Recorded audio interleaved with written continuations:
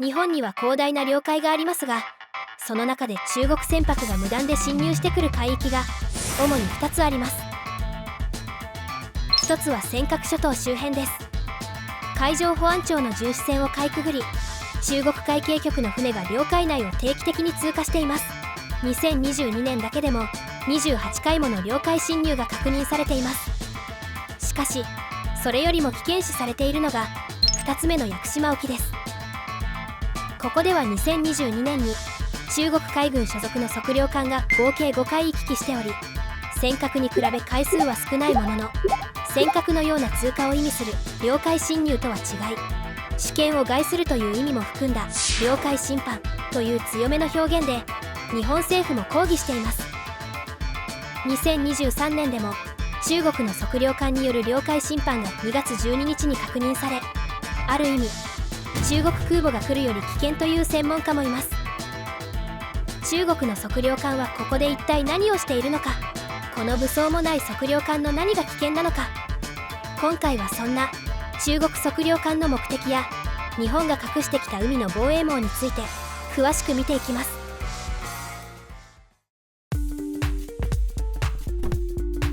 まず話を進める前に重要なのが、中国が考える海上勢力圏の考え方です。中国共産党では台湾やアメリカとの有事を想定した海上防衛ラインの概念があります。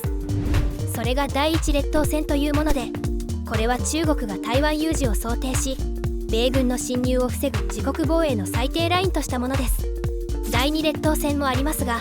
こちらは海洋安全保障をめぐりアメリカとの対立を本格的に想定した太平洋に面したラインになっています。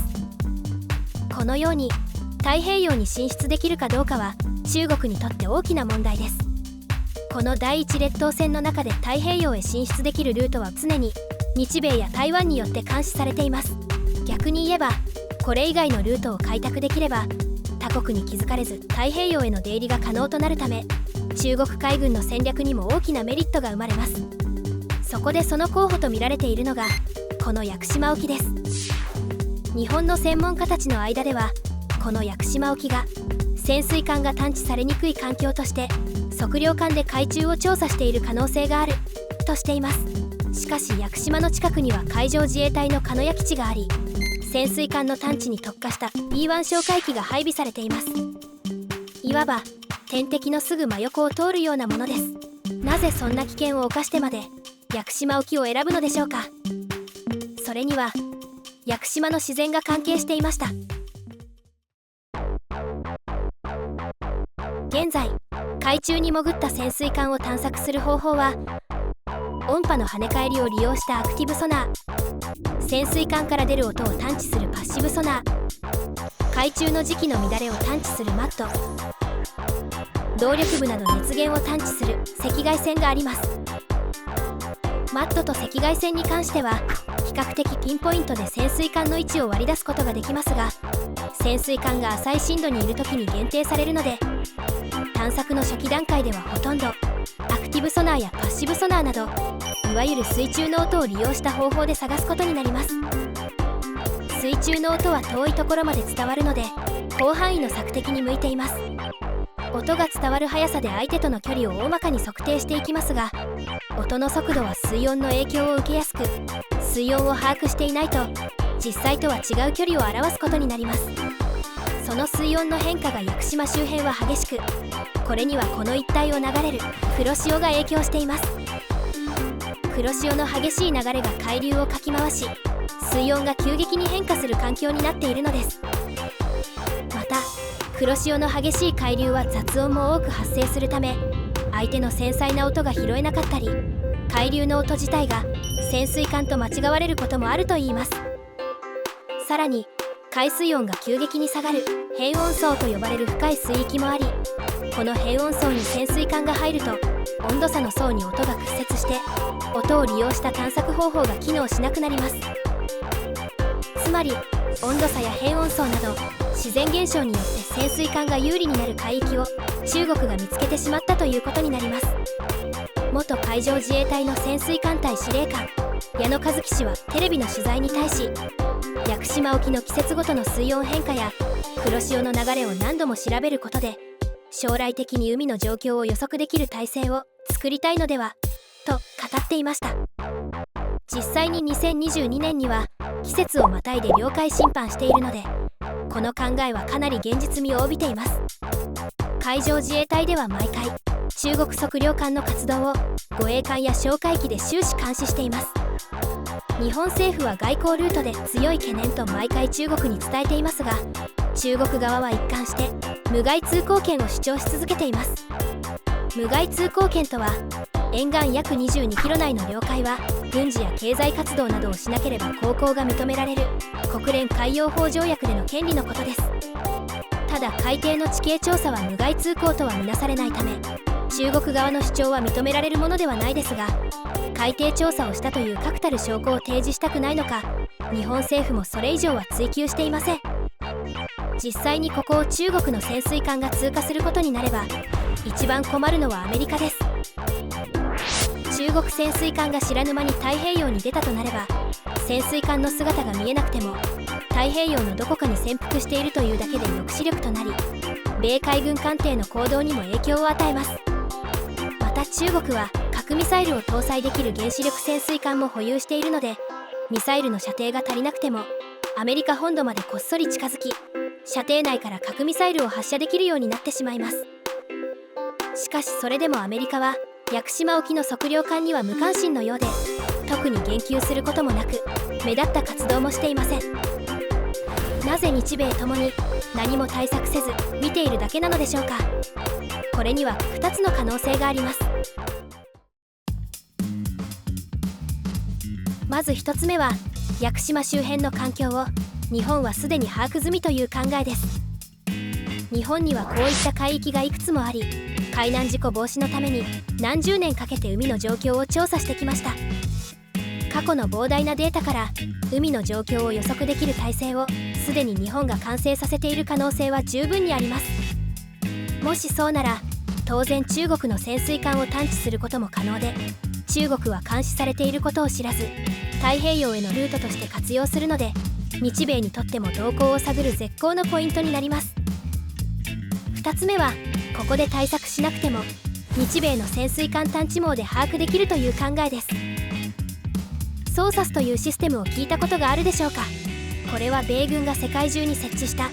潜水艦を探知するためのケーブル網のことです。潜水艦の音を感知するパッシブソナーを等間隔に海底に設置し、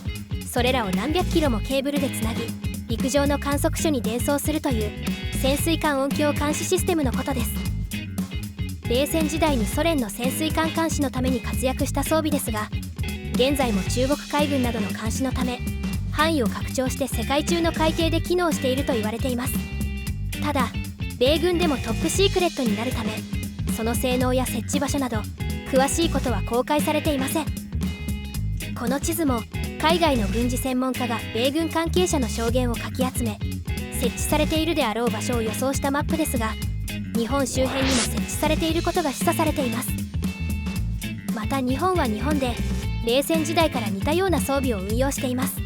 それが水中固定超音機と呼ばれるものです。ただ現在でも秘匿扱いになっており、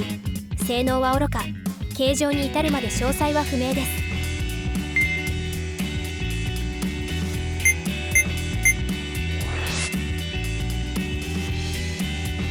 1974年の国会答弁の内容では、対馬海峡や津軽海峡の海中に設置してあることや、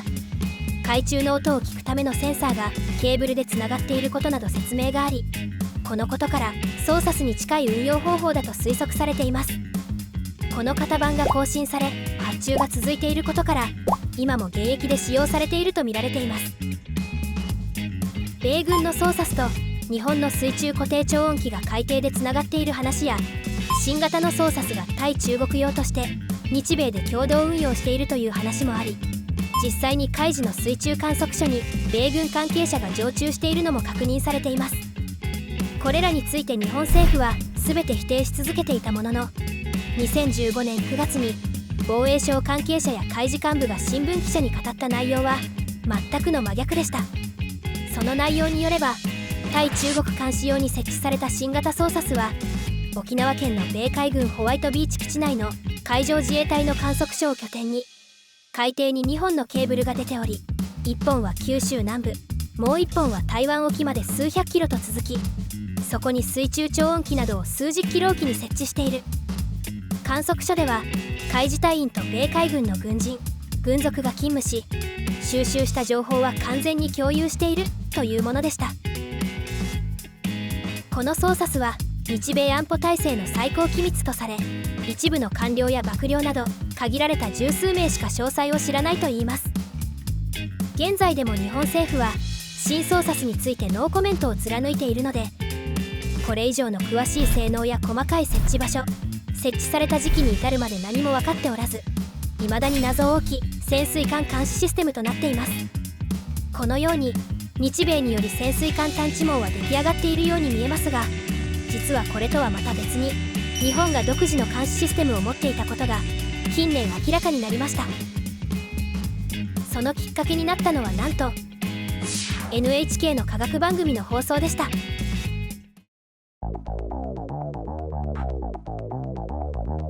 2012年3月に放送されたその番組では、地震を観測する海底の設備として太平洋東北ケーブルセンサー網というものを紹介していました。これは地震発生時やその直前に起きるさまざまな海中の変化をセンサーで感知するケーブル網のことで、その範囲は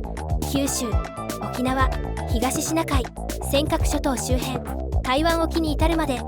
日本周辺すべての海底に敷かれているのが紹介されていました。そして番組はこのケーブルセンサー網は地震以外に潜水艦も探知できるという驚きの内容まで語ったのです。海底ケーブルのセンサーは微弱な地震や津波でも水流、水圧、傾斜、磁気、音響などで即時に感知できるので、当然船や潜水艦のスクリュー音や船体の磁気も感知できます。その性能は海面に落とした1円玉でも感知できるレベルで、実際に番組内で1円玉を海面に落として検証し、落とした時の水圧の変化により探知に成功していました。番組によれば日本は30年かけてこのケーブルセンサー網を敷いてきたといいます。逆に言えば日本政府は30年以上この性能を隠してきたことになり、地震大国とはいえ情報の統制力には驚きです。この画像に映る海底ケーブルもごく一部で、機密上隠されているケーブル網が他にもたくさんあると考えられています。2004年11月に中国の阪急原子力潜水艦が石垣島周辺を領海侵犯した事件では、自衛隊が中国潜水艦に気づいたきっかけがこのケーブルセンサー網だとしています。この時ケーブルセンサー網により2隻の潜水艦を探知、米軍に問い合わせると、1隻は中国の潜水艦で、もう1隻はこの出港を衛星監視で気づき尾行していた米軍の潜水艦でした。ここから日米共同の追跡劇が始まり、グアムを通って石垣島で領海侵犯をして中国に寄港するまでおよそ3週間近く日米にきっちり監視されました。中国はこの一件で初めてソーサスやケーブルセンサー網の存在を知ることになり、米軍も日本のケーブルセンサー網の性能を初めて知ることになりました。その後中国の潜水艦は日本の経済水域を先行航行しているのが2013年から2021年までに合計8回確認されています。ですが防衛省の発表や報道では、そのほとんどが経済水域に入る前から発見されているか、中国の港を出港した段階からマークしているものでした。このように日本の潜水艦探知網は完成していると言っても過言ではなく、それを考慮すると潜水艦が隠れやすいと分かっている屋久島沖周辺だけ何も対策していない方が不自然なので、ここもこういった監視網をすでに設置済みと考える方が現実的です。こういったことから外交的な抗議はするものの、海中の新たな設備の対策や国連を交えた裁判などをするほどでもないという余裕が考えられます。とはいえ、たとえそうだとしてもやはり日本の領海を中国軍の船がうろつくことに良い気分はしないですし、周辺漁業者の不安にもなっているようです。手の内を明かさない程度に日本政府には今後の抑止力となる声明や行動を期待したいところです。